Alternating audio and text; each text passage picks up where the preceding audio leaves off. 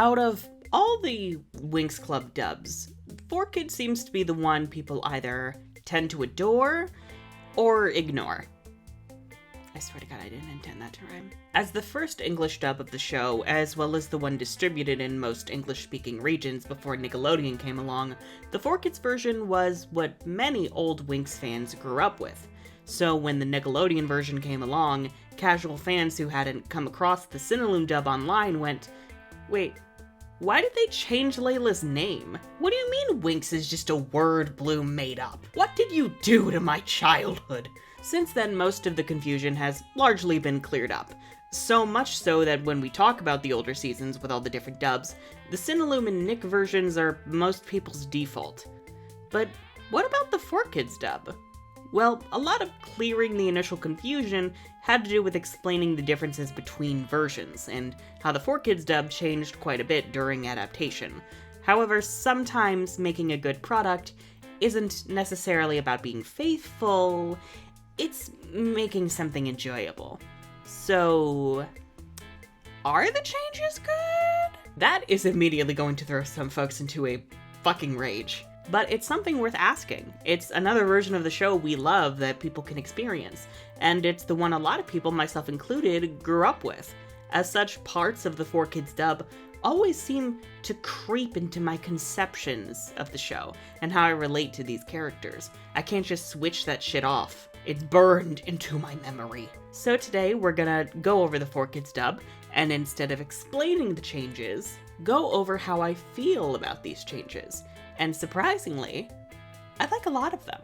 Side note before we begin, a lot of this re-examination of the 4Kids dub was inspired by the Winx Forever podcast by Lola Valentine. She actually had me as a guest on a very recent episode involving analysis about the Nightmare episode.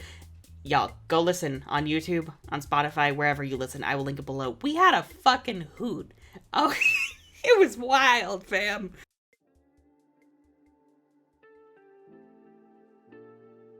The most common praise of 4Kids is its voice acting, and yeah, that's correct.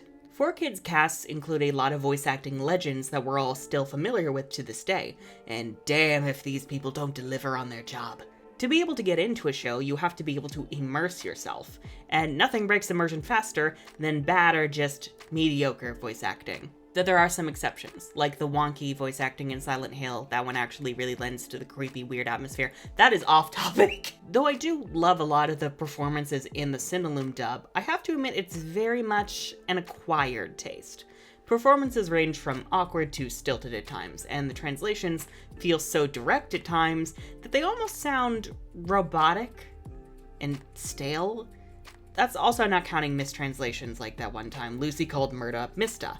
Icy's powerful, Mista. Or Stella said she was her own best friend. I mean, Stella's my best friend. I've got to do it. Or that time they just plain didn't translate the original Italian script. Fermi! Whoa! In Italian, in the season 4 episode, Bloom says fermi, which means stop. But somehow, this never got translated, and they just had Angela Gallupo say the Italian word and never noticed the issue? No one noticed this? It's wild. Oh yeah, there were also that times where Flora had double lines in, her Enchantix episode. Yeah, where are you going? What was the budget on this dub? Jesus Christ. 4Kids performances aren't perfect either and can come off as cheesy, but there's a stronger sense of charm and character in this dub.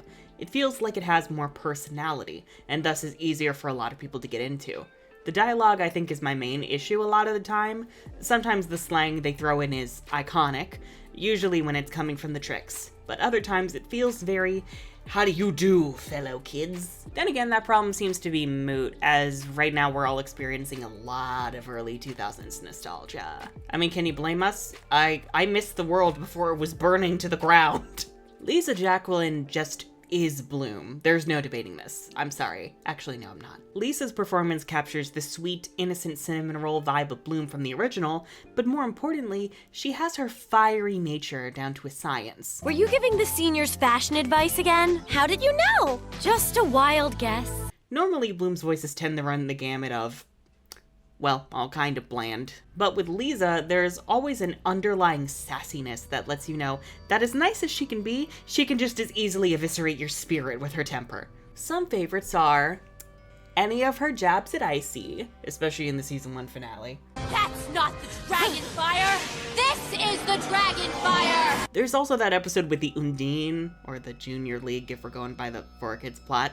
The rest of the Winx roast Flora given her messiness in preparing for her exam, and when she decides to exile herself to Blackpunt Swamp, 4Kids Bloom immediately goes off on the other Winx in a way befitting of the Fairy of the Dragon Flame. Unbelievable. You call yourselves her friends and you let her go like that? Flora's our friend, you guys. So she made a couple of mistakes. That doesn't mean she needs to go live in a swamp. Really sells how much she cares for her friends, but also she won't hesitate to drag them for their bullshit.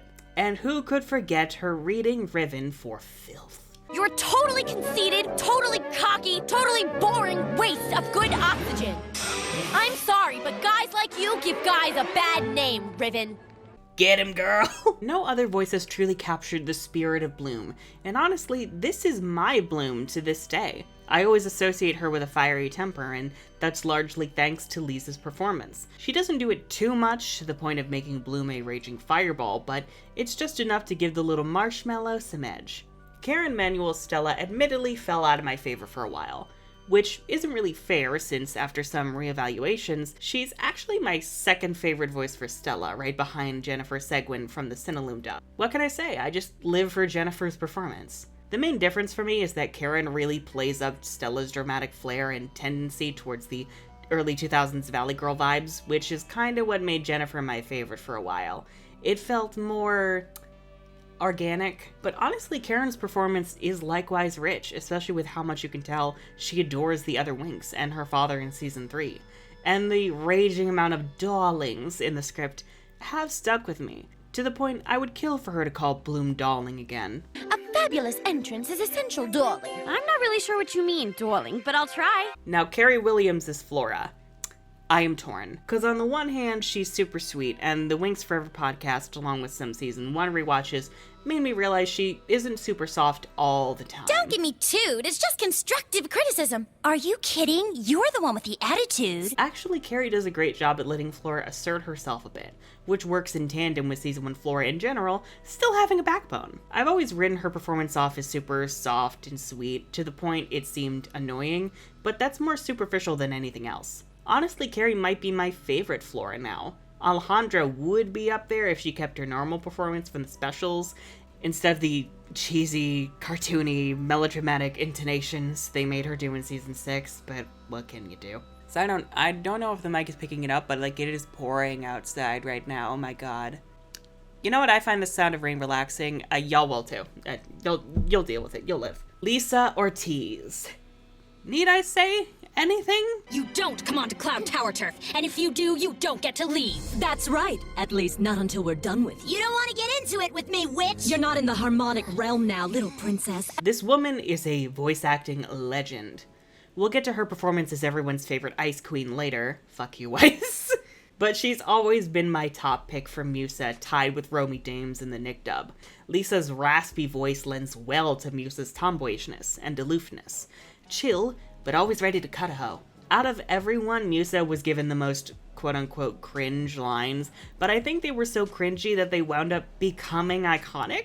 Oh wow, it's the one time horseshoe theory works. Like, the omelet wrap is everything I've never known I needed. I don't think that's it! Go, little omelet, spinning like a DJ, like it's your birthday, like you got your biggest fan, gonna serve you up your ham, Knock it off! Not to mention, Lisa knows how to bring you to tears with her voice. Though Romy's version of the Crystal Labyrinth scene is my favorite, Lisa's is very close behind, as you can almost hear her tearing up speaking to Musa's mother. So close, yet still out of reach. You have to believe that more than anything in the world, I want to hold you again. I want to hug you, talk to you. I want to hear you sing. But the rest of the world would be in trouble if I go with you. I'm sorry, Mom. And also, the fact that Lisa voiced both Musa and Juanine, and had distinct voices for both of them. Like, yeah, you can kind of tell that, you know, they're both Lisa if you listen. But Lisa is so talented that she's able to separate those performances. Oh my god. Tekna. Oh, God, here we go. All right, I'm gonna be real. This is where I don't really know how to feel. And yes, it's because of the accent. Callisto, fourth world of Magic Realm's Upper Ring, renowned for its rich artistic tradition. Its beaches are very popular with tourists. Cool, my name is Tekna. Look, I'm just so sick of the trope of, if they're a nerd in any way, they must be English. Where did you get that nutsoid idea? I get it. It seems impressive to the uncultured Americans. But can we leave this in the 2000s and just never resurrect it? Oh, wait. This is something you'll learn your first day in class. Fairy magic. Holy shit. Is linked to emotion. I understand why people might love it, especially because Danny Schaffel does a great job with Tekna's emotionality, as does Rebecca Solar in Season 3. Side note, Rebecca also voices Sophie and Huntic and Stella in the Duar dub, and I think she's fantastic in both of those roles. But the emotionality is kind of why I'm not keen on either of these performances for Tekna. Tekna's character arc is rooted in her learning to embrace and understand her emotions, so it makes sense for her voice to be more monotone and emotionless, especially in the first couple of seasons. My favorite voices for Tekna tend to grasp this, as well as provide a bit of raspiness, like her Cinnalum voice or even her Duart voice. Like, holy shit, go Duart and 3-Beep getting casting choices right for once. That's the mom point as Aisha is perfection. So you're a princess from the realm of tides? Yeah, that's right. My name is Layla. Nice to see some friendly faces after what I've been through. For the longest time, Lucinda Davis from the Cinnalum dub was my favorite Aisha, since I felt she did a great job with portraying Aisha's initial loneliness and even antisocialness before she fully became comfortable in the Winx Club. That, and her voice is just so not what I would expect from Aisha that it made me kind of love it even more. But Vashti is Aisha. Her performance is equally as captivating as Lucinda's, but I would argue she does so while fitting Aisha better with a deeper voice that sounds so rich and gorgeous and more distinct from the other girls' voices. Not to mention, Vashti can sing? Musa and Aisha duet, please. Now, Lisa Ortiz's prime, Icy. Do I really need to explain this one? Lisa Ortiz just is icy. The walls of Althea will crumble beneath our very hands, and we won't stop fighting until every cutesy pixie and traitorous witch is wiped off the face of the realm for good. Cutthroat, mean, and having a great time as she seals you away in an ice coffin for 1,000 years. What more can you ask for? So much of the last few weeks has just been me binging compilations of the Trix's most iconic Mean Girl moments from the 4Kids dub, and it's everything. You pathetic Earth girl, how'd you even get into this school? You don't have any Winx at all. You're wrong! I do have wings! No, I don't think so. Also, can we talk about the versatility of Lisa's acting abilities? Playing both Musa and Icy flawlessly, and unless you're listening closely, odds are you're never gonna notice it. Same for Digit, same for Waneen, and probably several other characters who are not coming. Mitzi, she also voices Mitzi. Oh my god, she's amazing. How is it even possible to get kicked out of reform school? Just leave me alone, Mitzi! I know, you were too much of a reject to even hang out with the criminals! Like, normally I don't like repeating actors, but I'm perfectly fine with it here. Same goes for Karen Manuel, who voices not only Stella, but Darcy. Well, there's no formal arrangement, sweetie. All you have to do is agree that you'll be mine. And then, just like that, you will belong to me. Huh. The Fairy with Light Powers and the Witch of Darkness. Impressive. Her voice is smooth, perfect for Darcy's more laid-back yet manipulative nature, enticing you to your doom. But when she wants to, she can get real cruel, and to date, it's probably my favorite voice for Darcy. Weirdly, so many Darcy voices just sound so normal, and it's why. Susie Myers for Stormy, again, I'm torn. I miss days of mayhem and chaos and torment, dark skies and thunderstorms, laughing at someone else's expense! Remember. On the one hand, she does a great job portraying Stormy's thunderous temper, but on the other hand, it can feel quite cartoony at times. Electric booty kick! But then again, that is the overall vibe of the 4Kids dub, so it is kind of perfect for the cheese factor. I would say Kimberly Brooks from the Nick dub is still my favorite Stormy, but Susie's a close second. Dan Green is kind of the perfect choice for Sky. He literally sounds like Bloom's idea of a Prince Charming, and he's likewise a voice acting legend. He's Yugi, for Christ's sake. You've lost your mind, and now you're gonna lose this fight! That said, as much as I love him, my favorite Sky is still his Cinnalum voice. Look, again, it's a Lucinda situation, where the unexpectedly high-pitched, raspy voice really works for me. But Dan's a close second, so there you go, Dan stands. Brandon's 4Kids voice is tied for my favorite with Adam Gregory in the Nick dub. A rose for you, princess. And his Cinnalum voice. I don't know what it is. Brandon almost always gets a perfect voice. Except in Duart. We don't talk about his Duart voice. We don't talk about any of the guys' Duart voices. Those are disgusting. Maybe this is just because Brandon himself is perfect. But that's my Brandon bias at it again. Michael Sinterniklaas, which, side note, oh my god, fantastic last name, is also tied for my favorite Riven voice with Sam Riegel. They're very similar performances of the dim-witted bad boy who keeps ruining lives inadvertently, though I feel like Michael's performance feels a bit more nuanced. Like there's way more emotional turmoil to Michael's Riven than Sam's. Oh, so you believe her and not me? I didn't say that, Riven. You're all in on this, aren't you? No shade to Sam, as he's one of my favorite voices and a great voice actor, but I gotta give it to Michael in this case. And Timmy's 4Kids voice, quintessentially shy nerd. I'll tell you the steps I know. Step 1, don't dance. Whoa, you get Timmy. it? I think Charlie Schlatter from the Nick dub is still my favorite Timmy, but this one is a close second. I don't know what it is, but Timmy also has a really good track record of voices. Wow, even in the Duart dub. Helia.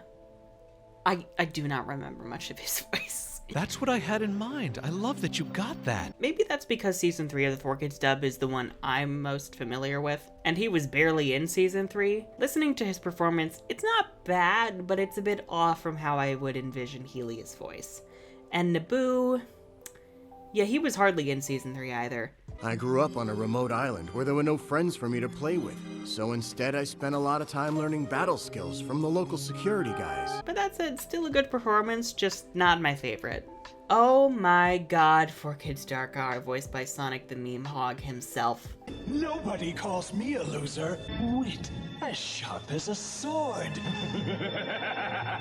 Not to mention pretty, too. It's so easy to make fun of him, but at the very least, he's hilarious to listen to with all the cringy dialogue that they gave him. This Dark Hour feels so edgy. I was gonna say foppish, but foppish is not the right word. He's edgy. And he's having a great time, which is more than I can say for the other Dark Hour performances, which almost bore me to tears. I know people talk about his Italian voice being scary, but I'm sorry, fam. Are your ears working? Because he sounds like a grumpy old grandpa. 4Kids Dark Hour all the way. Yeah, go girl.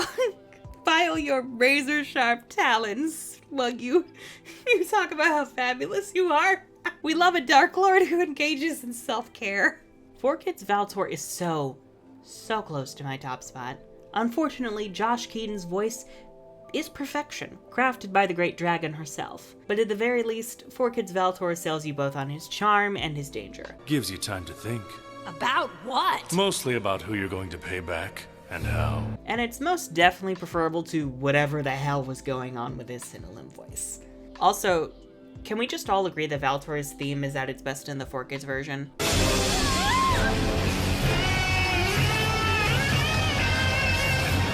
Valtor! It just is. I don't know what to tell you. Actually, I do. Also, I really, really like Rachel Lillis as Farragonda. Again, Farragonda getting all the great voices. I'm Miss Farragonda, your head mistress. I'm an Althea alumna and a former fairy godmother.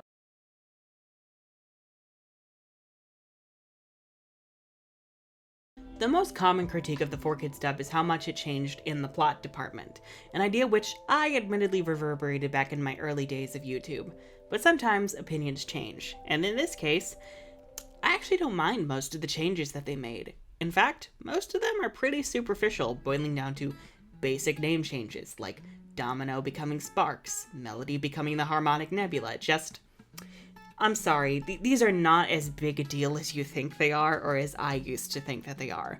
A lot of the name changes I even like. For example, changing the vacuums to the Whisperian crystals, which form the Whisperian triangle. Energies of chaos, unite! Form the Whisperian triangle! So superior compared to the idea of the tricks just vacuuming up mystical powers. It makes me curious as to what Vesperia might be like. Side note, does anybody remember the really problematic old Winx Abridged series where, like, whenever the tricks used the vacuum, you heard an actual, like, vacuum sound? That was wild. The one name change that does bother me is Aisha becoming Layla, mostly because of the domino effect It had on literally every dub outside of Italy. It wasn't until Nickelodeon came along she got her true name back, which, wow, Nick doing something right for once. I'm still not sure why they felt the need to change her name, and by any means, Layla is not a bad name, but she is Aisha, end of story. Still don't get why Valtor became Baltor though, especially when his sign is still a V. Not gonna lie, that made me see his symbol less as his initial and more me seeing it as a weird precursor robot face from Jak and Daxter. Maybe because 4Kids got season 3 so early, it means at one point Valtor's name was gonna be Baltor? But who the fuck even knows? One of the best changes in this dub though has to be the removal of that fucking awful racist joke in the Miss Magics episode. Like, tell me who in the writing room thought bullying a black girl for her natural hair was a good idea. What the fuck? White people, I just... And I'm allowed to say that as a white person. I'm allowed to take shots at other white people. In any case, 4Kids made a good call in changing it to the girl's voice becoming squeaky like a mouse. It makes infinitely more sense, is funnier, and also isn't gross and isn't racist. The bar is in hell. Thank you, 4Kids. Also, Bloom, you broke the #1 rule of don't touch the hair. Side note, please do not touch other people's hair without consent, no matter how quote-unquote fascinating you find it. Admire from afar, heathen. A lot of the changes have to do with the fact 4Kids shortened the episodes to 16 to 18 minutes for commercials, which, wow, that is short. Lots of mid-rolls there, 4Kids. I mean, I get it. Gotta get that ad revenue somehow. Season 1 boasts the most changes in terms of pacing, like the first episode starting not with Bloom waking up in her bedroom, but beginning as she arrives at the park, right before she encounters Nut and Stella. The former feels like the start of every first draft YA novel with the protagonist's mundane, uninteresting routine, while the latter drops you right into the conflict. It really does feel like the 4Kids dub took the route of polishing the existing material. Also, absolutely love the fact that Stella blew up the potion lab trying to create a new shade of pink. Last year, she destroyed the potions laboratory with an unauthorized magic spell. You really did that? I was trying to create a new shade of pink.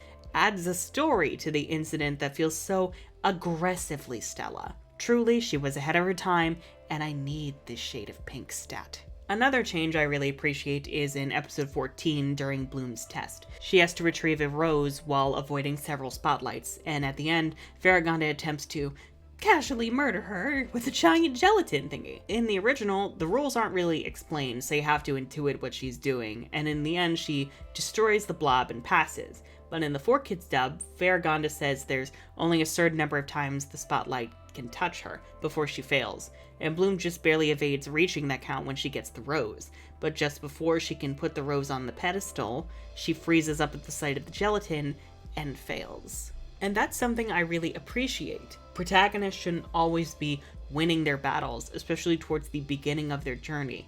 They're still learning, still fumbling, and it's just more relatable to the viewers who've likely felt the pain of being so close to achieving something only to lose it because they couldn't cross the finish line. But with that said, still don't know why they let Stella pass her test in the Miss Magics episode. Like, what? You were so close to having her learn some kind of lesson about skipping class and you let her pass?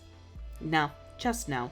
I love Stella, but that girl did not understand the assignment. Then we have episode 16, which, by the way, quick plug yet again. Go check out the Winx Forever podcast Lola and I did on this episode in the description below. Again, it was wild, fam. At the start of the episode, the Winx are returning from Magic City after seeing a scary movie. It's a nice acknowledgement that the girls are always enjoying their lives and doing things even when they're off screen, which makes them feel like people instead of fictional characters, and makes their world feel more lived in. I especially love all their reactions, with Flora being scared shitless of the movie and annoyed when Bloom keeps describing the most horrifying scenes, or Musa taking jabs at Bloom for blaming Kiko for eating all the candy. Now these are Winx dynamics I stan. Sure, Bloom, it was Kiko who scarfed down all the candy. It was!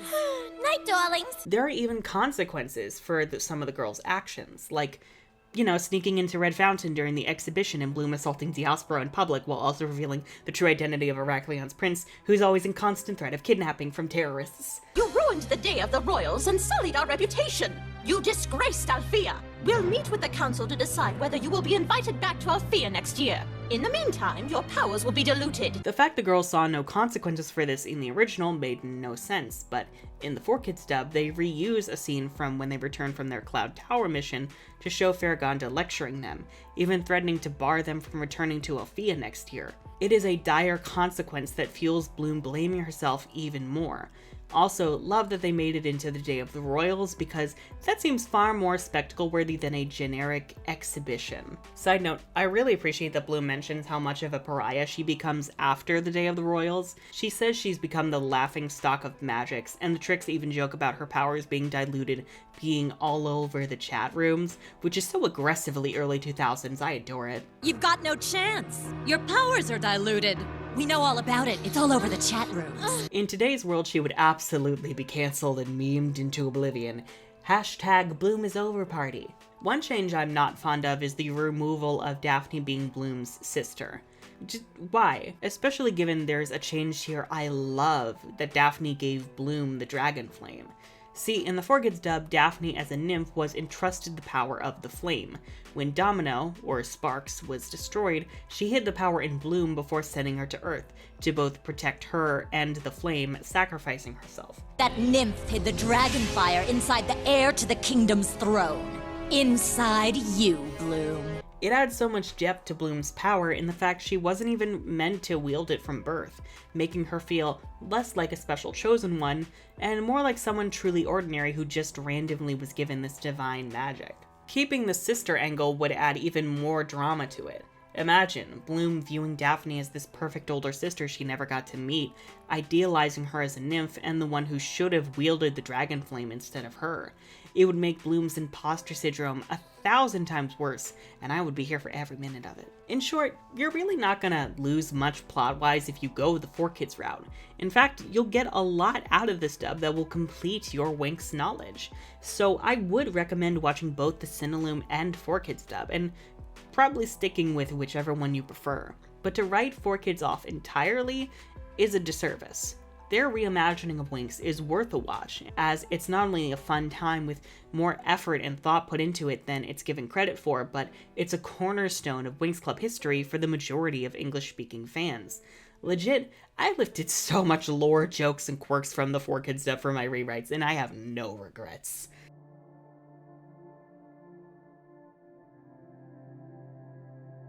Something I've come to really appreciate from the 4Kids dub is that Winx itself actually has a meaning now. Winx is essentially three things. First, it's your source of power, as in your strength and energy. And second, it's what guides you.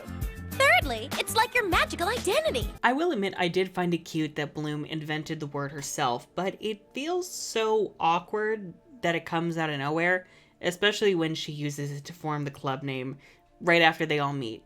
Like, I feel you, confused Tekna. I feel you. What does Winx mean?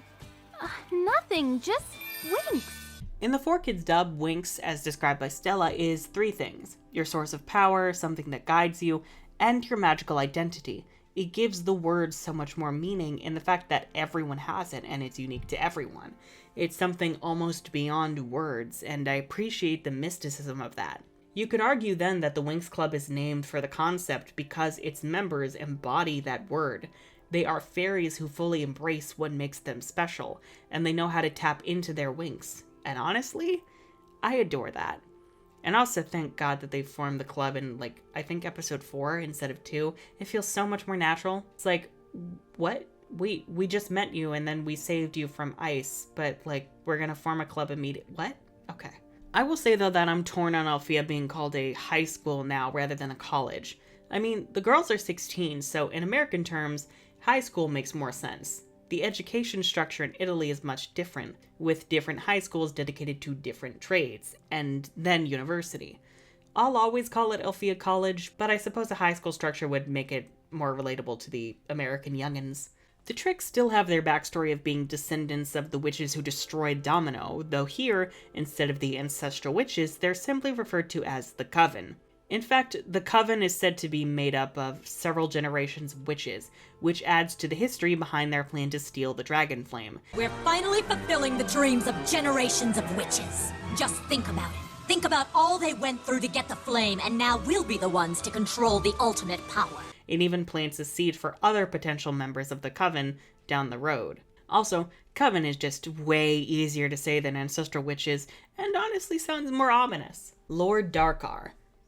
Once again, I am torn. In the original, he was boring as dirt, but you could argue it's because of his nature as a cosmic evil. He is the Shadow Phoenix, the natural opposite of the Great Dragon, though the reason for his awakening in Season 2 after a deep slumber is unexplained. I assume it's a reaction to Bloom's powers awakening at the end of Season 1, but I shouldn't be needing to explain things for the writers. Ruby taught me that.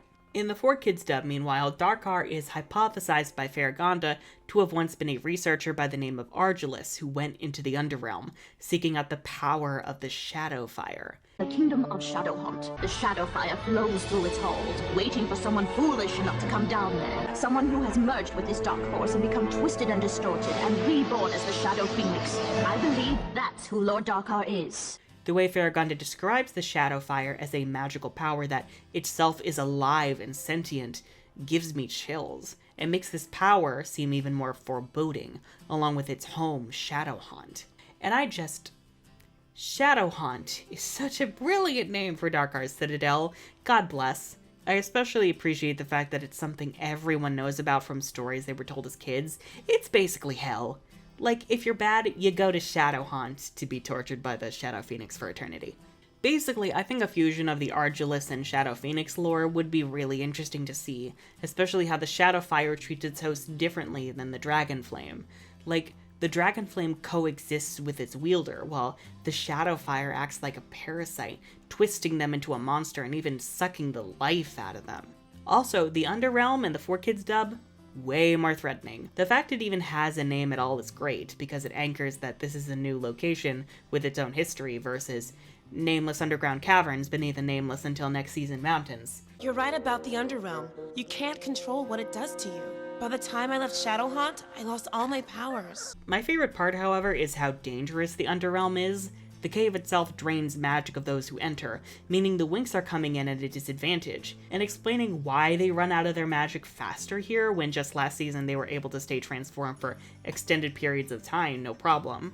The caves are draining power much faster than they did last time, which means it'll be more difficult for our Winx to regenerate. Some other cute additions I like are more quirky spells that you'd expect from more orthodox fantasy shows. Things like mood spells. A senior cast a mood swing spell on me. And what does that do? Makes you way rude. Hair-changing spells we actually mentioned from Yusa, thank you. I'm getting my hair spelled and then meeting Layla at the beach. See ya! Hey, Musa, that hair spell looks great on you. Thanks. Did you get your dress? Well... And punishing students with transformation magic, or just using them for inter-school pranks. Your little field trip to Cloud Tower was unacceptable, not to mention dangerous. You're lucky you weren't turned into jumping beans and sold to the Interrealm Circus. Like, oh my god, has every director just been kept in a jar at one point? If memory serves me, I believe you left our campus 7 inches tall. In a jar. Those were happier times, weren't they? As much as I love the original score, I have to admit that the backgrounds music 4Kids created was equally iconic. So many of the melodies have stayed in my head for years, and that cheesy little sound effect mimicking the intro immediately gives you the visual of the tiny Bloom sprite floating around Althea. The songs, though cheesy, are likewise iconic. Mean Girls is a bop that's so over the top you cannot not love it. Mean girls are popular, mean girls are cool, mean girls are icy cold, that's why the mean girls rule. Searching hits me in the soul.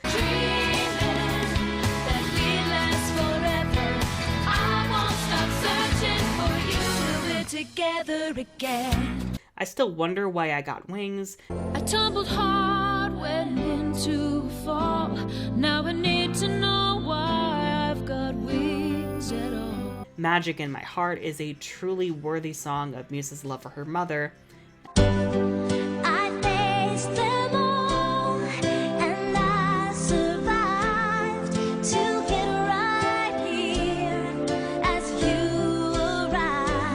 And the fact her father wrote it for Waneen, oh my heart. And it feels like Magic to this day is a Winx Club anthem. There's something new that keeps on flowing through me, and it feels like magic.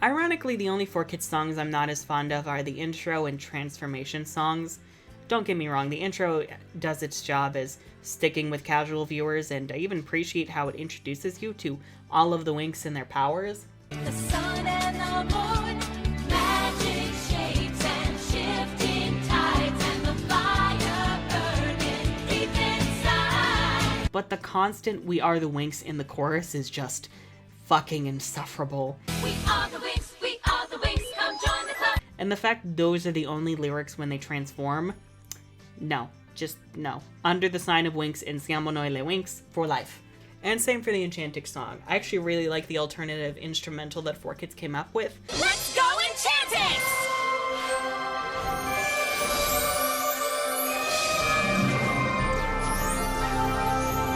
But I'll always prefer the regular Enchantic song, and also the gorgeous vocalizing in Italian that they made for alternate uses. Oh my god. So overall, I have a newfound appreciation for the 4Kids dub. I feel like I haven't given it enough credit until now, which is odd considering it's what got me into the show in the first place. If you're a new Winx Club fan, or if you've just never seen this dub before and you're hesitant, give it a try. It's more magical than you might think. Lord knows it's fucking better than the Nick dub, oh my fucking god. Anyhow, if you enjoyed this video and would like to see more content like this from me, then be sure to subscribe and ring that bell for notifications because YouTube hates creators. If you'd like to further support the channel and myself, then you can pledge your support over on Patreon, give a one-time donation via the thanks button down below, and or check out my urban fantasy novel, Disinherbus from the Ashes, in the description below, and wherever books are sold. And remember to check out the Winx Forever podcast episode. Thank you, Lola, for having me. Again, oh my god, it was such a blast. I'm the Unicorn of War, and it feels like magic. And also a shit show.